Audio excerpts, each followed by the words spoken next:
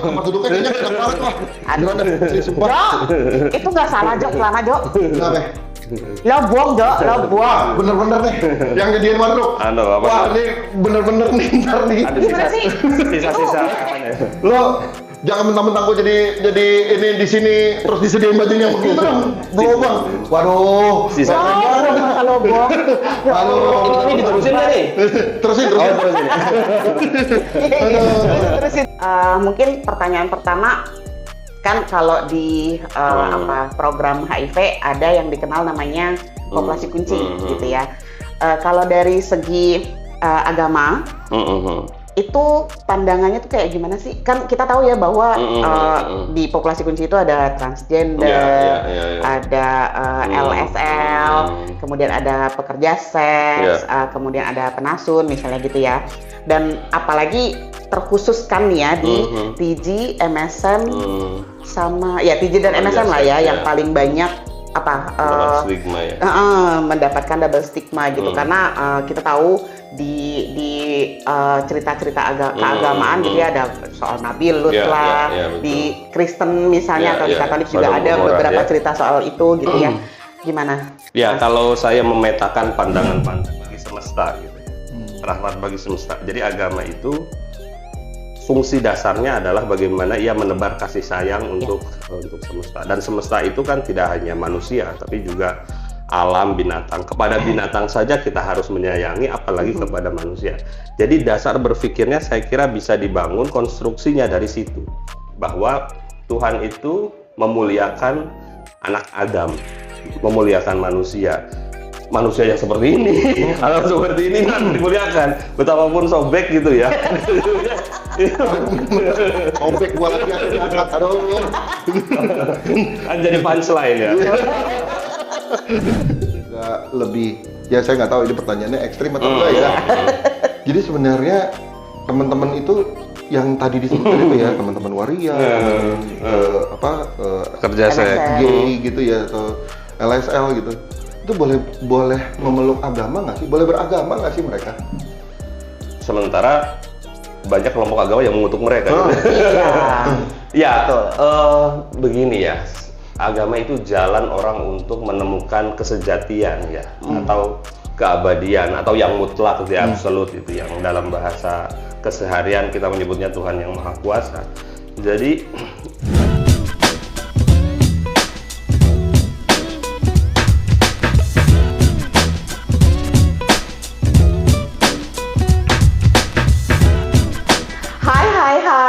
teman-teman, apa kabar? Ih, pasti kangen deh sama Empok, sama Jojo ya. Udah berapa lama kita nih nggak upload ya? Belakangan kemarin kalau nggak salah 3-4 episode itu kita upload video lain ya. Tapi kali ini balik lagi nih sama Empok Ria sama Bang Jojo ya. Kita mau ngebahas kaitan HIV, tapi dilihat dari segi agama.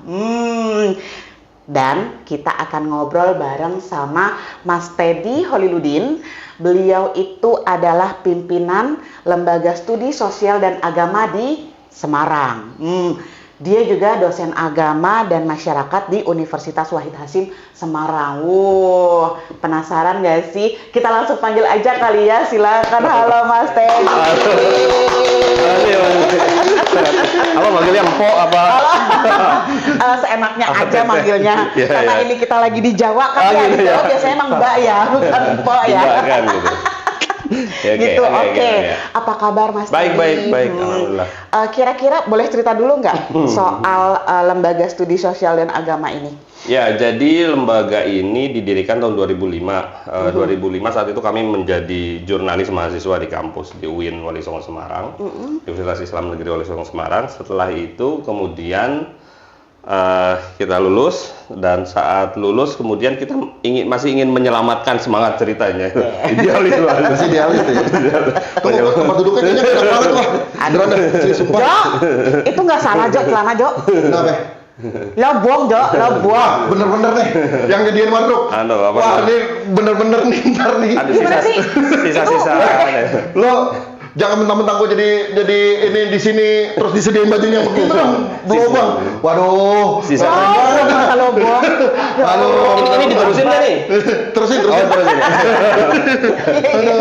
Terusin. Iya. Aduh. Jadi setelah lulus kemudian kita membentuk kelompok diskusi. Sebenarnya Elsa itu kelompok diskusi awalnya. Jadi kelompok diskusi yang mengkaji, sejak itu kita sudah berbicara tentang penghargaan atas kebinekaan, mengadvokasi dalam artian diskurs ya, kelompok-kelompok minoritas dan seterusnya. Jadi sejak awal memang kita didesain untuk melakukan itu dalam konteks kajian, tapi belum sampai ke advokasi dan seterusnya. Lalu berkembang kemudian sampai hari ini untuk bertransformasi menjadi yayasan dalam konteks yang lebih strategis, karena ingin tidak hanya menjadi kelompok diskusi tapi juga turut berpartisipasi dalam proses demokratisasi gitu ya, melalui berbagai macam ide. Lalu kemudian di sisi minority gender dan religious minority, dua concern yang selama ini kita gumuli. Jadi teman-teman punya program yang reguler untuk melakukan advokasi religious freedom, termasuk religious minority dan gender minority. Jadi itu kira-kira backbone-nya kira-kira. Itu berarti dari tahun berapa? 2005. Jadi tahun depan kita 20 tahun. Wih, 20 tahun loh. 20 20 tahun. Anak gue aja baru 19 tahun. Lebih tua lagi dari anak gue berarti ya. 20 tahun masih begini. 20 tahun kelereng maksudnya. Ya Allah bang, 20 tahun masih main kelereng. Oke, nah kita mulai masuk ke pembahasan kita ya. Mungkin pertanyaan pertama, kan kalau di program HIV ada yang dikenal namanya populasi kunci gitu ya.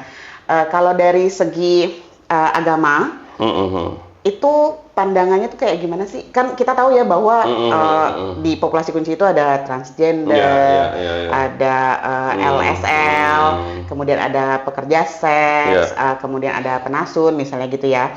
Dan apalagi terkhususkan ya di TG, MSM sama ya TG dan MSM lah ya yang paling banyak stigma ya.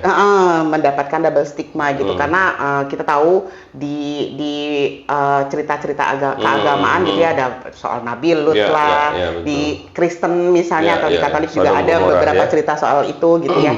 Gimana? Ya, kalau saya memetakan pandangan-pandangan dari kelompok keagamaan atas kelompok-kelompok yang tadi Mbak Tria sebut ya, teman-teman transgender, lalu teman-teman LSL dan yang lain-lain, memang harus diakui faktualnya sebagian besar cara pandangnya kan condemn itu mengutuk gitulah kira-kira ya. Jadi atau kalaupun tidak mengutuk ya dia pendosa gitu ya. Nah, tapi juga sebenarnya ada sih tersedia pandangan, mungkin minor ya, bukan pandangan arus utama yang sebenarnya melihat mereka dari sisi kemanusiaannya.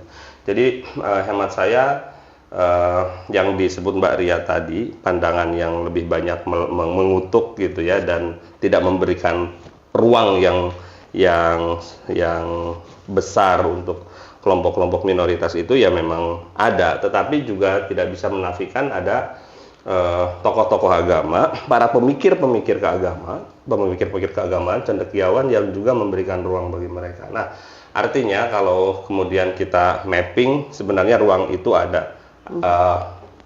Penerimaan secara intelektual gitu juga ada gitu ya terhadap kelompok ini. Nah, kalau kemudian dikaitkan bagaimana saya melihatnya, begini, saya kira basis agama itu adalah, dasar dari agama itu adalah bagaimana ia menjadi rahmat bagi semesta gitu ya. Rahmat bagi semesta. Jadi agama itu fungsi dasarnya adalah bagaimana ia menebar kasih sayang untuk semesta. Dan semesta itu kan tidak hanya manusia, tapi juga alam, binatang. Kepada binatang saja kita harus menyayangi, apalagi kepada manusia. Jadi dasar berpikirnya saya kira bisa dibangun konstruksinya dari situ. Bahwa Tuhan itu memuliakan anak Adam, memuliakan manusia. manusia yang seperti ini atau seperti ini kan dimuliakan, betapapun sobek gitu ya. Sobek gua lagi ada diangkat, aduh. Kan jadi punchline ya. Itu harus dimuliakan, apalagi misalnya mereka yang karena identitasnya itu kemudian masih ingin melakukan pencarian atas jati dirinya gitu ya. Saya kira kita tidak bisa kalau sebagai manusia ya apa kuasa manusia ya untuk menutup rapat pintu bagi mereka yang sedang melakukan pencarian. Saya pikir itu bukan sesuatu yang bijak ya. Artinya ya betul ada orang yang atas dasar agama menyingkirkan kelompok ini, tetapi pertanyaannya kemudian bagaimana kita memahami dasar atau fondasi dari agama yang harus menjadi semesta itu. Nah itu yang mungkin bisa dipilah ya. Artinya tidak semua kelompok agama itu juga melakukan hal seperti itu. Tetapi bahwa ada, ya kita tidak bisa menutup mata. Tapi di sisi lain juga mungkin penerimaan itu juga variatif ya. Dalam artian ada yang menerima seutuhnya apapun dia gitu ya. Tetapi mungkin ada penerimaan dengan syarat bahwa satu waktu saya berharap dia akan kembali ke jalan yang menurutnya itu sesuai, kira-kira seperti itu. Nah, jadi atau mungkin juga Mas Ted ini juga kali ya. Jadi ada juga penerimaan ya udah silahkan kamu melakukan yang kamu ini, tapi jangan ganggu saya. Ya. Itu termasuk juga pandangan yang ada yang bisa kita pahami dan bisa kita dengar gitu ya. Persepsi seperti itu ya silahkan, karena kamu bertanggung jawab, berdaulat penuh atas apa yang kamu lakukan. Silahkan, kalau menurutmu itu benar, ya lanjutkan. Tapi biasanya agama itu kan salah satu fungsinya kan fungsi mengajak ya, dan fungsi menasehati gitu ya. Jadi tetap ada dimensi itunya gitu. Dan ya saya kira sebagai basis nilai, entah agama entah adat, ya orang punya ini ya, punya kehendak ya, punya nilai seperti itu. Nah, dalam konteks masyarakat Indonesia, saya pikir yang mungkin harus menjadi titik bersamanya ya konstitusi ya. Artinya begini, apapun jenis identitas gendernya ya, selama dia tidak melanggar konstitusi misalnya, selama dia tidak melakukan pelanggaran atas hukum misalnya, ya dia berhak untuk menjadi warga negara yang sama dengan yang lain, dan fasilitas yang diakses juga fasilitas yang sama dengan yang lain, tidak boleh dibeda-bedakan atas dasar itu gitu ya. Maksudnya secara konstitusional mungkin cara pandangnya seperti itu. Jadi Mas Ted aduh mau begini. Kan gue lama kalau kaget banget. Mau begini tadi mau begini. Bener-bener ya. Mau begini tadi teman keterusan. Di kayu kan? Kita ini lagi ngobrol sama agama ya, jangan sampai gue tanya aneh-aneh. Please. Iya, aku tadi mau begini. Iya, jangan ngajarin. Jadi Mas Ted secara singkat nih, kalau misalnya boleh agak lebih, ya saya nggak tahu ini pertanyaannya ekstrim atau enggak ya. Jadi sebenarnya teman-teman itu yang tadi disebutkan itu ya, teman-teman waria, teman-teman kerja saya gay gitu ya, atau LSL gitu, itu boleh memeluk agama nggak sih? Boleh beragama nggak sih mereka? Sementara banyak kelompok agama yang mengutuk mereka. Ya, begini ya. Agama itu jalan orang untuk menemukan kesejatian ya, atau keabadian, atau yang mutlak, di absolut itu, yang dalam bahasa keseharian kita menyebutnya Tuhan yang Maha Kuasa.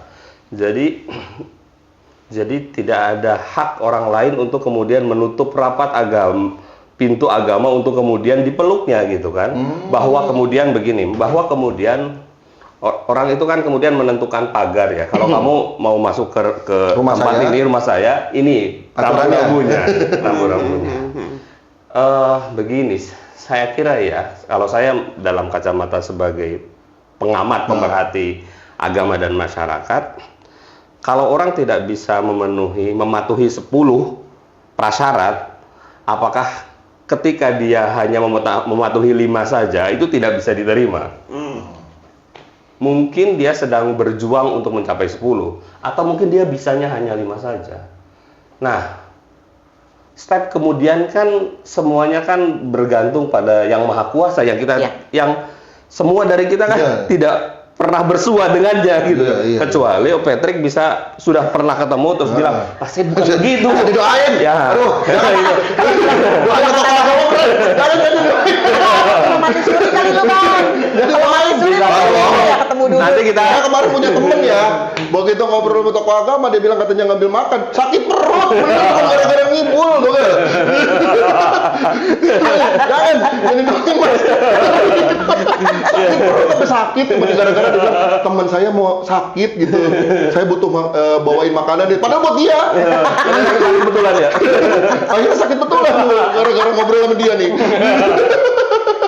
Artinya semua dari kita itu kan sedang berusaha memahami tanda-tanda kekuasaannya. Iya. Yang oleh para cendekiawan dirumuskan dalam ajaran agama itu kan. Kita sebenarnya sama-sama sedang berusaha untuk memahami tanda-tandanya atau memahami kekuasaannya melalui tanda-tandanya itu. Dan kan kita nggak tahu mana ya ibadah yang akan diterima itu. Ya. Ibadah seperti yang dipraktikkan Mbak Ria, saya, Patrick atau teman-teman yang lain. Jangan-jangan doa mereka itu tulus ya. Iya. Mungkin ketika saya berdoa itu, saya sebenarnya tidak sedang berdoa, tapi sedang menurunkan Tuhan untuk menjustifikasi apa yang saya inginkan. Atau misalnya doanya emang padahal dia sebenarnya pengen butuh ini, sementara kalau saya doanya tolong dong gua di podcast digaji. Ya itu bisa sih. Ya kan, tapi maksudnya sementara mereka tuh malah Mungkin dengan segala dia pengennya nyampein itu. Sambil nyindir ya dari podcast ya. Saya nggak digaji sama Poria. Si Jojo ini nggak digaji sama Poria. Ya kita kan nggak pernah tahu ya, karena kan dia kan mysterium tremendum et fascinosum gitu ya. Dia itu apa lah gitu. Oh ya, saya paham. Apa tuh mas? Atau kalau kata Rudolf Otto itu, Tuhan itu kan hal yang misterius gitu ya, yang apa namanya, karena saking misteriusnya ya kita tidak pernah akan bisa betul-betul memahami yang dimaksud. Om Jojo punya opa ya, berarti ibunya Om Jojo itu, Om Jo itu berarti bapak ke opa itu. Sekarang kalau kebetulan sedang ngumpul gitu ya, coba Jo, menurutmu opa itu kayak apa kalau saya tanya? Nah tante, bapak itu seperti apa? Om Jo pernah hidup bareng dengan opa, ibu pernah hidup bareng dengan ayahnya. Dan saya yakin dua kepala ini hidup bersama orang yang ada saat itu punya persepsi yang berbeda. Sama. Ya. Itu yang kelihatan. Ya. Kita berdoa yuk, Mbak Ria itu kira-kira apa lah kalau kita simpulkan? Kira-kira apa? Gitu ya. Awas giginya lepas. Terus aja lagi kurang buka ya. Misalnya. Giginya. Nah, itu terhadap mereka yang pernah hidup bareng, yang kelihatan, yang tangible, apalagi yang tidak gitu kan. Jadi saya kira tidak merupakan sebuah sikap yang bijak kalau kemudian gitu ya, kalau kemudian atas nama apapun ya, atas nama agama atau atas nama masyarakat apapun, gitu menghadang gitu, kamu nggak pernah akan diterima doanya oleh Tuhan. Itu dia. Kalau kata Uje dulu, almarhum Uje, itu salah satu ulama yang jadi idola saya gitu ya. Orang-orang yang bertato itu kan dulu sering banget percuma. Sholat lo nggak akan diterima karena air wudhu aja nggak bisa masuk. Tapi Uje bilang sholat aja. Karena kita nggak ada yang tahu kan apakah itu diterima sama Allah. Itu udah hak prerogatifnya Allah misalnya gitu di Muslim gitu ya. Betul. Jadi ya itu saya kira poinnya adalah bahwa kita sedang bersama-sama ini kalau dalam konteks orang yang tadi disebut ya, teman-teman key population itu sedang ingin mendekatkan diri pada yang maha kuasa, ya tidakkah itu sesuatu yang baik dari sudut pandang agama ya gitu ya, ketimbang misalnya bahkan mereka yang mengaku tidak beragama sekalipun kalau menunjukkan sifat-sifat humanismenya ya tentu hal yang baik ya dalam konteks kehidupan bersama gitu ya, apalagi ini gitu ya, mereka yang mau mencari gitu, yang mau mencari apapun akhir dari pencarian itu kita kan nggak pernah tahu, gitu. nggak pernah tahu akan berhenti di titik mana, dan juga kita tidak pernah bisa memastikan bahwa pencarian yang kita lakukan atau doa yang kita langitkan itu diterima atau tidak, sudah itu vetonya Ya. dia yang ada di sana gitu. Dan kita nggak ada yang tahu ya, dan kita nggak ada yang berhak menjadi Tuhan gitu Iya, ya, iya. untuk menentukan bahwa ini Betul. salah, ini benar, ini Betul, tidak diterima, ini betul. tidak diterima gitu ya. Betul. Oke. Nah, Mas, aku tuh pernah main ke kantor apa Jakarta PBNU, Ya, PBNU. Nahdlatul ke kantor Ulama. PBNU di Jakarta. Keramat. Pernah ngobrol sama beberapa teman di sana gitu ya. Itu sempat disebutkan ada sebenarnya kalau dari NU itu ada fatwa terkait dengan HIV. Nah, boleh diceritakan nggak? Mas, Jadi itu seperti apa? apa namanya, Nahdlatul Ulama kan pernah terlibat, dan sekarang beberapa pengurus di wilayah di kabupaten kota juga terlibat gitu. Artinya dari sisi bagaimana peran faith based organization itu sesuatu yang saya kira patut untuk diapresiasi. Nah, salah satu yang dirumuskan dan disosialisasikan adalah satu yang saya ingat adalah status hukum dari sudut pandang hukum Islam tentang bagaimana menanggulangi HIV itu. Dalam apa yang oleh kalangan NU sebut sebagai bahsul masail atau hasil pembahasan masalah-masalah penanggulangan HIV itu masuk dalam kategori kewajiban kolektif atau fardu kifayah. Jadi maksudnya kalau kita bertiga di sini gitu ya, tidak ada satupun yang punya awareness mengambil peran dalam menanggulangi HIV, kita tiga-tiganya dosa nih. Kita tiga-tiganya dosa gitu. Jadi misalnya teman-teman YASE, teman-teman Spiritia atau yang lain-lain, atau kita yang ada di sini yang tahu, yang ngerti gitu yang ya. ngerti, tapi kita nggak mengambil berbuat apa-apa peran gitu ya. secara agama, dosa. Kita itu berdosa. Jadi kalau teman-teman di sini mengambil peran itu, sebenarnya teman-teman sudah menggugurkan kewajiban orang Indonesia, termasuk kayak di dalamnya. Jadi kalaupun saya tidak mengambil peran, saya tidak berdosa karena sudah dilakukan oleh teman-teman. Jadi secara hukum agamanya seperti itu. Seperti hukum memandikan, mengurus jenazah kalau dalam Islam ya sama. Kalau tidak ada yang ngurus, itu berdosa semuanya. Jadi harus ada yang mengambil peran untuk mengurus itu. Satu. Lalu yang kedua, ya memang ini sempat menjadi perdebatan, tetapi agak dikerucutkan bahwa alat pencegahan itu boleh digunakan terbatas pada apa namanya, mereka yang dianggap berisiko itu. Nah, jadi sebenarnya Berarti kayak waktu itu jarum suntik. jarum suntik termasuk kondom itu kalau dalam konteks pencegahan, karena kita tahu ada potensi penularan, ya dia hukumnya bisa saja menjadi wajib gitu. Oh, berarti pembagian jarum suntik itu berarti diperbolehkan dalam konteks itu ya? Dalam konteks itu. Nah, ini yang susahnya ya. Duh, gimana ya menjelaskan, kadang-kadang kita itu apa namanya, sudah berusaha berhati-hati gitu lah. Tapi kemudian kan Saya kan emang tukang melesetin. karena kalau nggak meleset itu ya nggak asik ya. Aduh, Kalau nggak kepleset nggak asik. Jadi kalau konteksnya edukasi dan kemudian yaitu alat pencegahan, kan kita bicara barang ini seperti kita ngomong pisau ya. Pisau itu ya kalau dibawa Om Patrick bisa-bisa untuk nakut-nakutin kami nih gitu. Kalau sama Mbak Ria ya itu alat memasak gitu ya. Nah, seperti itulah kira-kira. Artinya barangnya itu sendiri sebenarnya ya tergantung pada siapa yang Membawa dan membawanya. Nah, di sini kemudian rumusan yang ketiga itu, disinilah peran pemerintah untuk bertanggung jawab bagaimana memastikan bahwa pisau itu bukan untuk bunuh orang. Tapi Jadi untuk ada potong buah, potong sayur gitu misalnya ya. potong sayur. Nah, itu yang poin pentingnya bagaimana negara memastikan bahwa yang alat-alat pencegahan itu berfungsi sebagaimana fungsinya. Nah, itu sebenarnya menarik dan masang baterai gitu ya. Nah, pisau kalau buat buka itu kan bisa jadi obeng.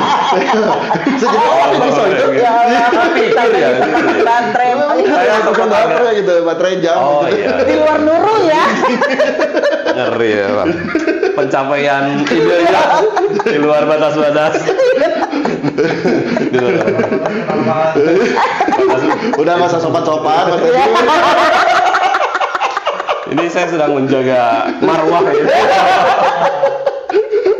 Ya, Ya, jadi ada kayak gitu dan poinnya sebenarnya mungkin itu bisa menjadi sebuah sebuah keputusan yang mungkin bisa didiskusikan lagi karena kan berkembang terus kan alat-alat kedokteran gitu dan seterusnya. Lalu cara-cara pencegahan juga terus-menerus berkembang dan bagi saya untuk konteksnya saat itu dia cukup bisa memberikan porsi lah bahwa ya kelompok agama bisa berperan dan sekali lagi ya memang tidak kalau saya bandingkan misalnya dengan Thailand ya biku-biku Thailand itu dia effortnya kan luar biasa turun begitulah untuk ini ya dan mungkin konteksnya belum sampai di level itu karena ya survei terakhir kalau bicara ini ya respon atau bicara tentang orang Indonesia itu merasa dirinya religius atau tidak itu paling tinggi sedunia gitu. Nah, dan itu juga ya nggak punya relasi langsung atau tidak, tapi itu menunjukkan betapa dalam setiap keputusan apapun bagi mereka pertimbangan agama itu nomor satu. Jadi saya berteman dengan Om Jo misalnya,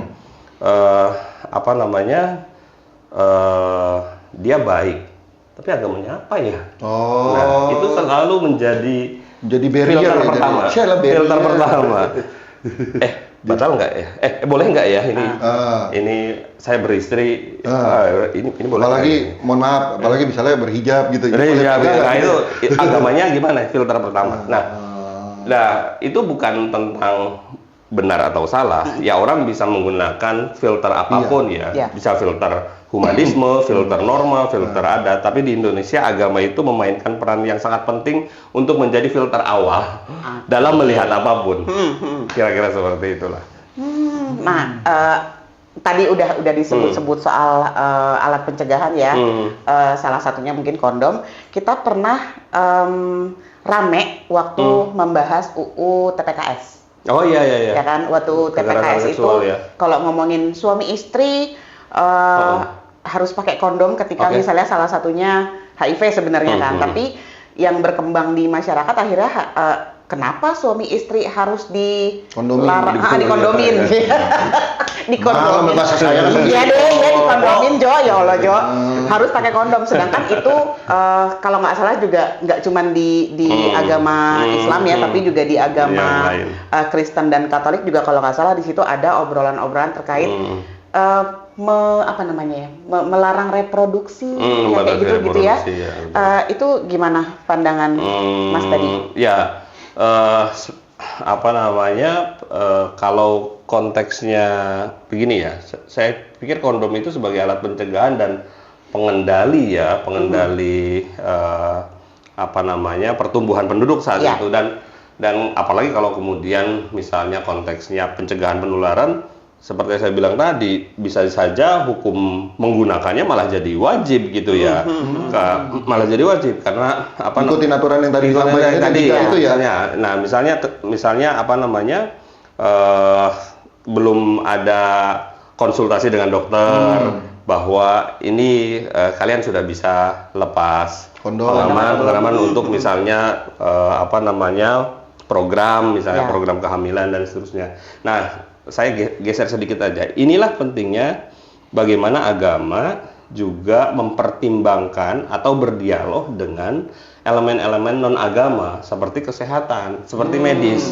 Jadi begini, rumusan tentang apakah ini atau status sebuah aktivitas atau status barang dan seterusnya itu kan mestinya menurut saya harus melewati atau harus berdialog dengan hal-hal yang berkaitan dengan itu. Misalnya mau menghukumi sebenarnya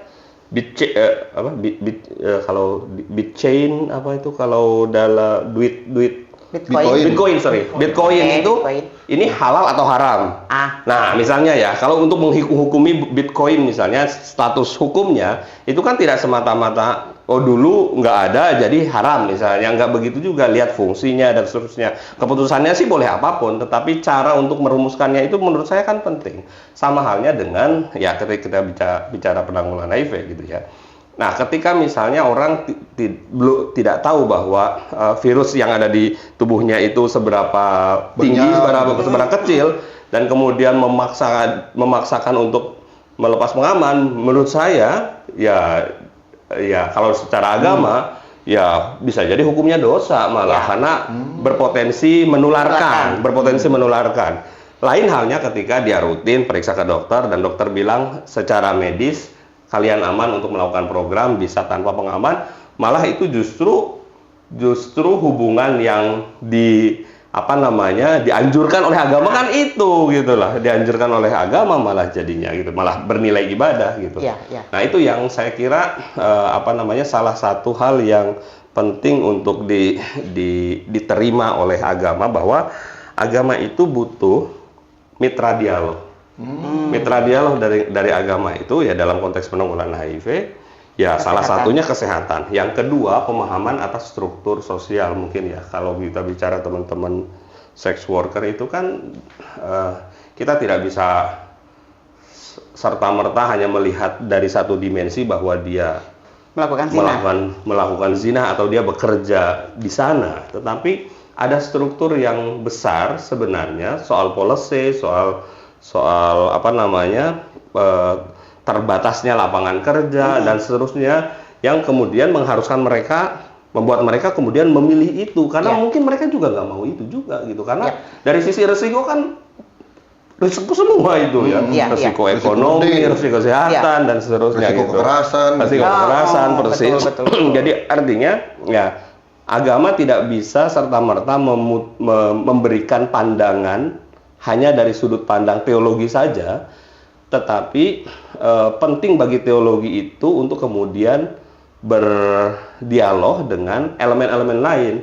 Ya ada yang kemudian disebut social theology gitu ya, dan ada yang disebut misalnya public theology, teologi yang juga berusaha untuk merespon isu-isu sosial tidak hanya dari sisi normatif teksnya saja gitu. Nah, tadi menarik tuh kan. Nungguin ya. Tapi kan tadi kan diangkat soal pekerja seks nih, Mas Teddy. Tadi dibilang katanya ketika dia, ya intinya ketika sebenarnya dengan dia itu justru dibutuhkan nih alat pengaman nih karena untuk mengamankan dirinya, ininya. Tapi dalam tadi dikaitkan dengan sehingga butuh dialog lah, teman dialog gitu ya untuk para teman-teman ini di agama gitu. Nah, tapi dalam konteks agama, mau agama apapun, ya, saya nggak bisa bilang apapun juga sih, karena yang saya pahamin itu ya agamanya Kristen, Katolik, Islam gitu ya. Agama Semit. Iya, agama apa? Semit. Semit apa tuh Semit? Ada ya. Oh iya. Itu bahan saya. Oh iya bahan itu ya. Jangan itu 2 SKS. Iya tuh. Aduh. 2 SKS. Malu ngomong sama bapak dosen ya. Enggak, tapi kalau di